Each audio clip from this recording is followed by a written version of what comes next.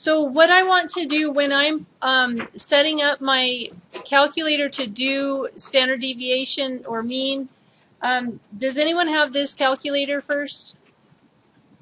Yeah? Okay. So first thing I want to do is enter all my data values. So I'm going to use right there above the data button where it says stat. I have to do that first. So if this is your calculator, you might want to write down what I'm showing you and try doing it yourself at the same time, as long as it will cooperate here. Okay, so I push clear and then I'm doing second and then the data. And I'm not sure why it keeps disappearing on. Now it says one var and two var. So I want the one var, that's one variable. That's what it's telling you. So you just push enter. Sorry. Okay, and then now I'm going to push data. See the button there that says data? I'm going to push the data button and it says x sub 1. Remember seeing that notation before? Yeah, so we're just going to put in our first data value. And I'm using the example on page 14, the one that you guys worked out yourselves. So I'm going to put my first data value is 2. And then I'm using the down arrow. I know it's not showing, but I'm hoping it comes back soon.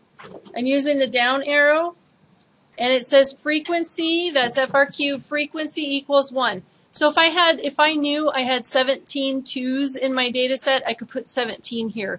Or I can just enter each of my data values, which is what I'm going to do. I'm not going to go through and figure out how many of each one I have.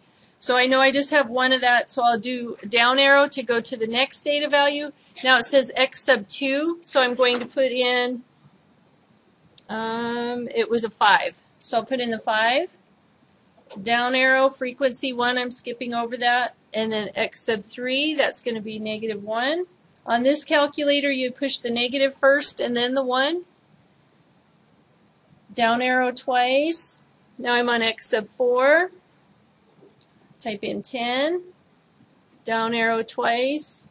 X sub 5, type in 1, down arrow twice, and 50 is my last data item. Now I'm looking at my subscript. Do y'all see what that subscript is? That means the little number after the X. What is it? 6. That means my N is 6. So when I put in my last data item, look at what that is and count your data and make sure you really had 6 and we didn't miss one somewhere. So I'm counting 1, 2, 3, 4, 5, 6. So I did have 6 data items, data points. So now I can start looking at my data. So I put data to start entering it. To find out my mean and my standard deviation, I'm going to click stat var. That's the one that's right next to it, stat var. So I push on that, and it says my N. And see, it shows 6 for my N. That's good. I'm going to use my right arrow, because see right there, it shows X bar. And that's my mean.